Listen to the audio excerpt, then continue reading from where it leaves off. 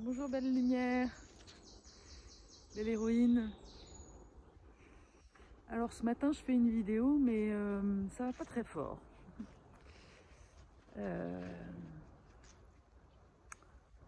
Donc je vais pas faire semblant parce que j'ai pas envie de ça, j'ai pas envie de porter de masque.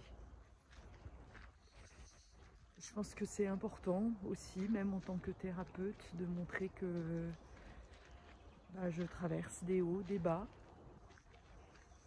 Et comment ça résonne. Je suis en phase de changement. J'avais l'intention de déménager au mois de juillet. Et ça résiste. J'ai des problèmes financiers qui font que mon projet est ralenti. Je dirais même des problèmes juridiques.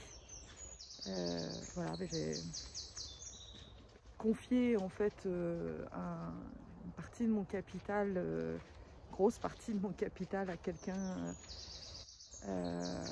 qui a abusé en fait de ma confiance. Et j'ai remarqué en faisant un peu en essayant de trouver du sens en fait à ça, puisque dès qu'il m'arrive quelque chose, je sais que c'est pour mon bien le plus élevé, donc j'essaie d'en comprendre la source pour voilà, voir quel est le blocage que j'ai à libérer. Et j'ai pris conscience que pratiquement tous mes déménagements étaient associés à des problèmes juridiques où on me réclamait de l'argent. Quand je suis partie de Paris pour aller à Athènes, peu de temps après, les propriétaires nous ont fait un procès prétextant qu'on n'avait pas donné les comptes rendus en fait des réunions entre propriétaires et qu'on avait caché qu'il y avait le toit à réparer, ce qui était complètement faux. En plus, on était passé par une agence. Mais voilà, et des choses comme ça, j'en ai eu pas mal. Des gens qui essayent en fait de récupérer de l'argent en fait. Et des gens malhonnêtes en fait. Donc j'ai creusé et j'ai compris que les déménagements, les mouvements, que ce soit changement d'entreprise, changement de lieu, donc des déménagements, etc. Tous les changements de vie nous faisaient revivre quelque part notre naissance. Et que du coup, cette naissance, elle est fondamentale en fait. La façon dont on arrive en fait sur Terre va conditionner les changements dans nos vies. Et c'est certainement une des raisons pour laquelle c'est si compliqué aujourd'hui, parce qu'il y a très peu de... Wow. Je viens d'apercevoir un cerf ou quelque chose comme ça. Magnifique. Là, j'ai déjà un message. Parce que le cerf, c'est un beau symbole en fait. Je l'ai pas bien vu, mais j'ai vu que c'était pas une biche. Hein.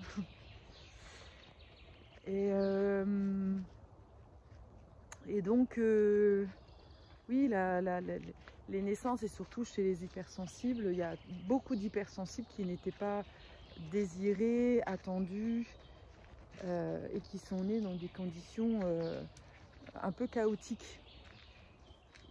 D'où le fait que les changements sont souvent associés au chaos et qu'il va falloir traverser ce chaos. Et c'est ce que je suis en train de vivre là en ce moment.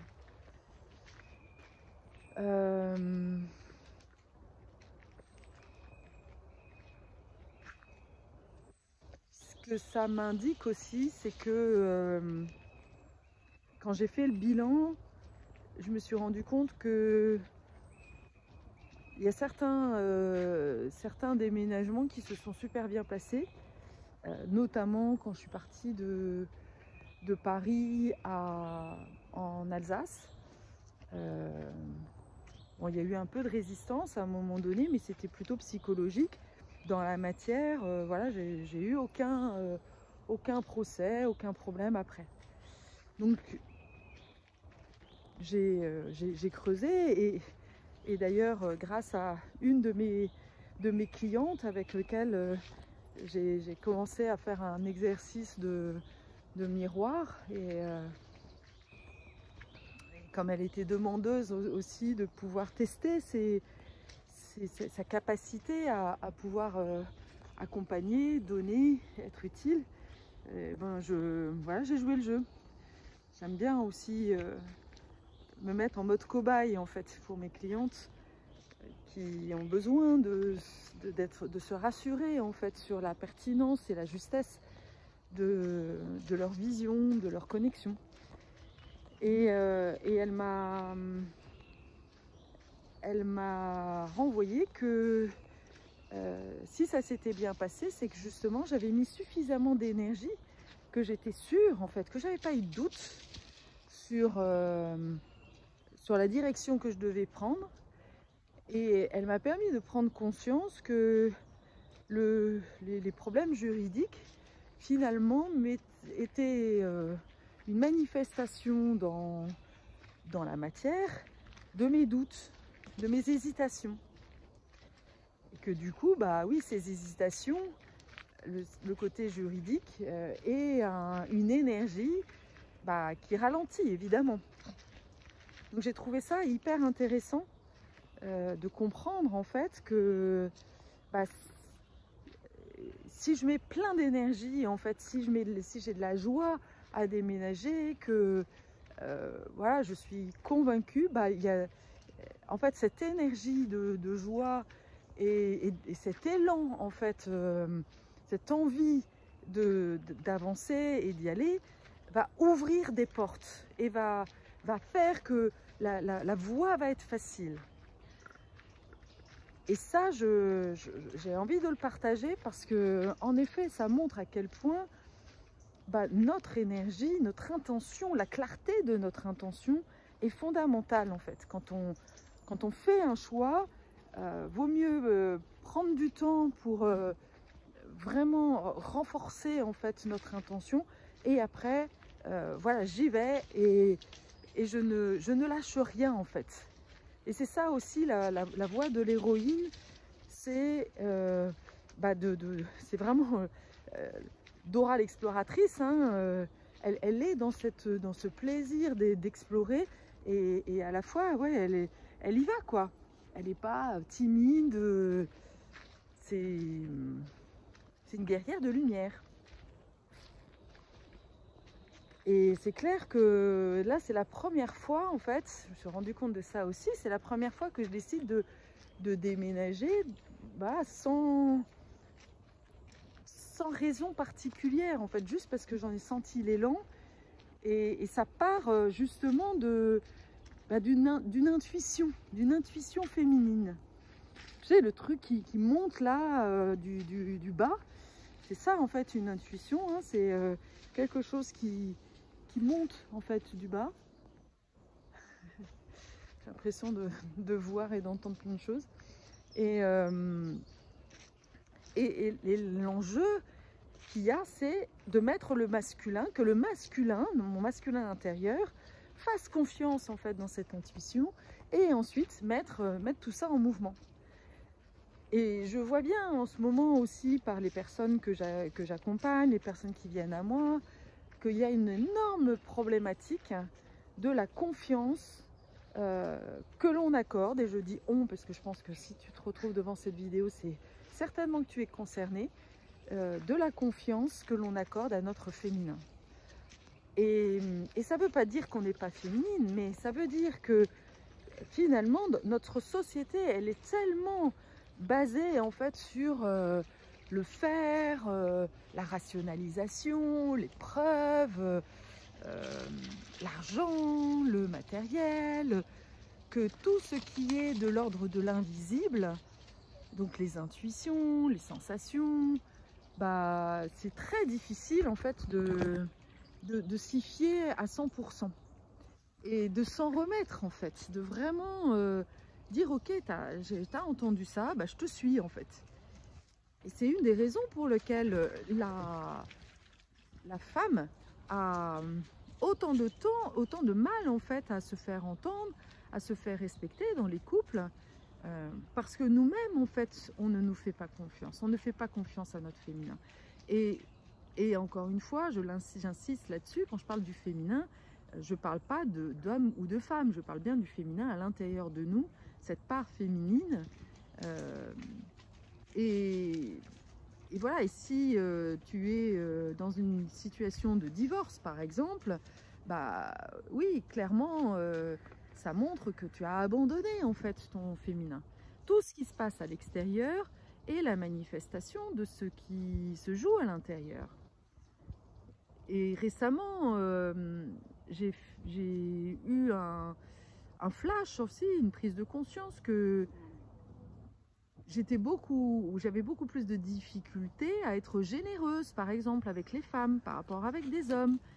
Même entre mes filles et mon fils, bah, inconsciemment, même si j'y veille, mais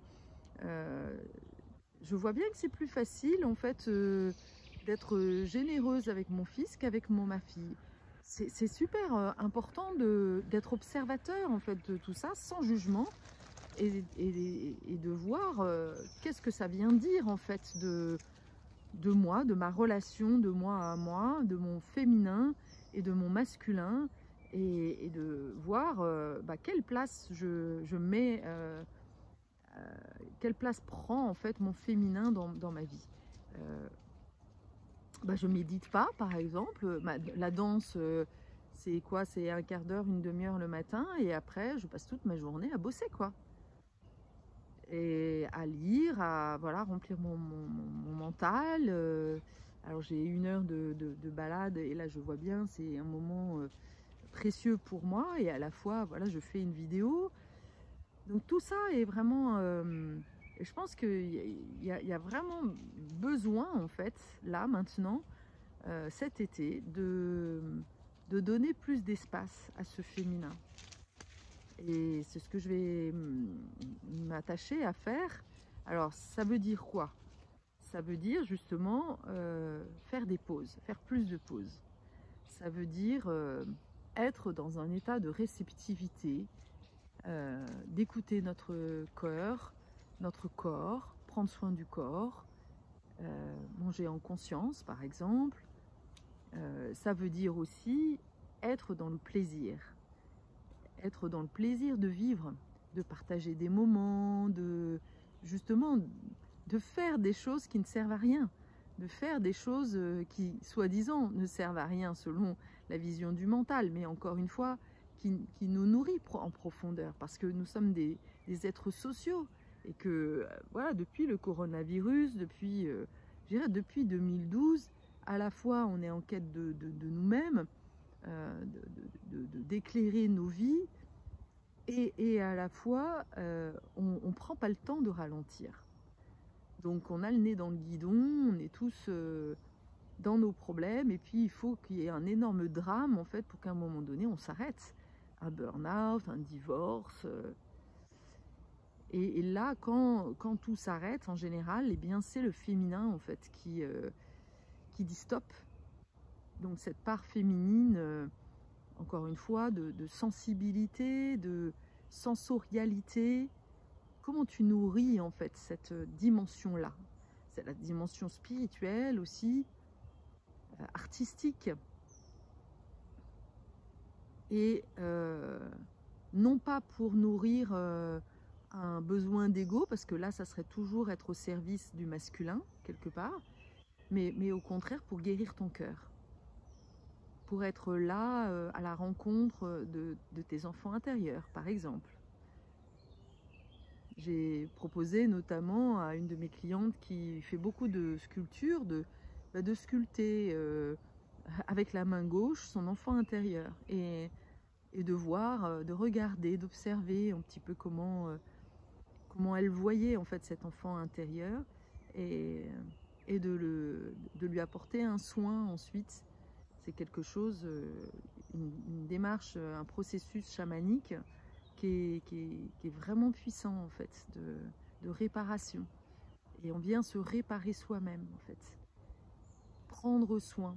Parce que souvent, le féminin, eh bien, il va être focalisé sur prendre soin des autres.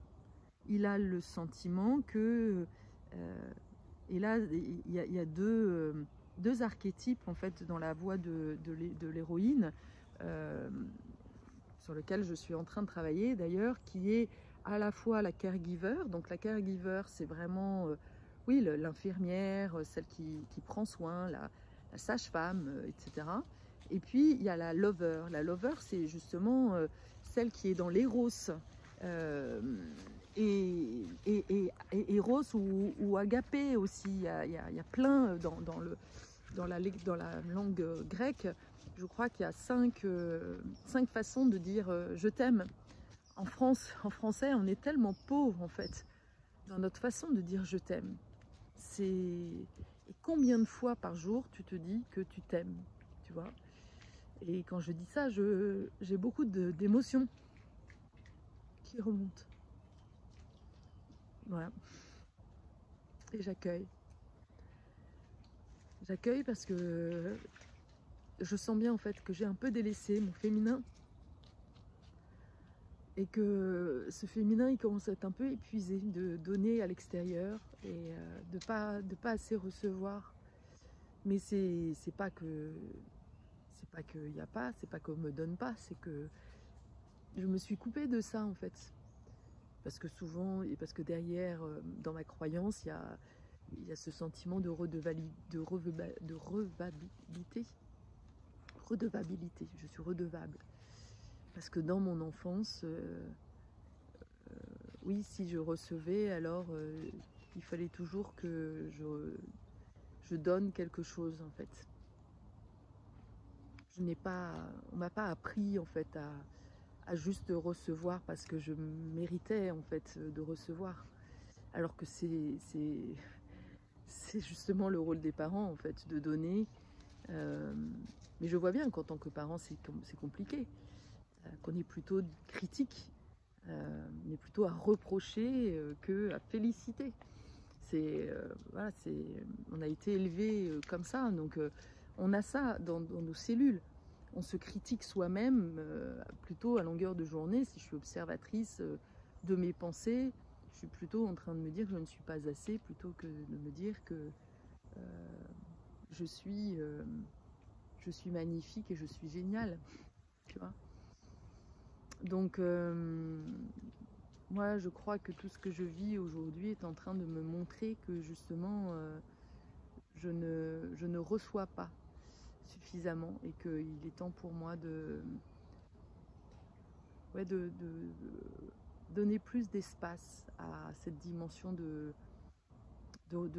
recevoir et de générosité aussi, d'ouvrir mon cœur en gros. Voilà, d'ouvrir encore plus mon cœur et de l'ouvrir pas que pour mes clientes, mes clients. Ça je sais très bien faire parce que c'est cadré, mais comment je peux donner voilà, sans compter en fait, sans qu'il y ait d'échanges monétaires, voilà, de manière pure, comme des enfants. Voilà la réflexion du jour. N'hésite pas à réagir, à voir comment ça résonne chez toi. À bientôt.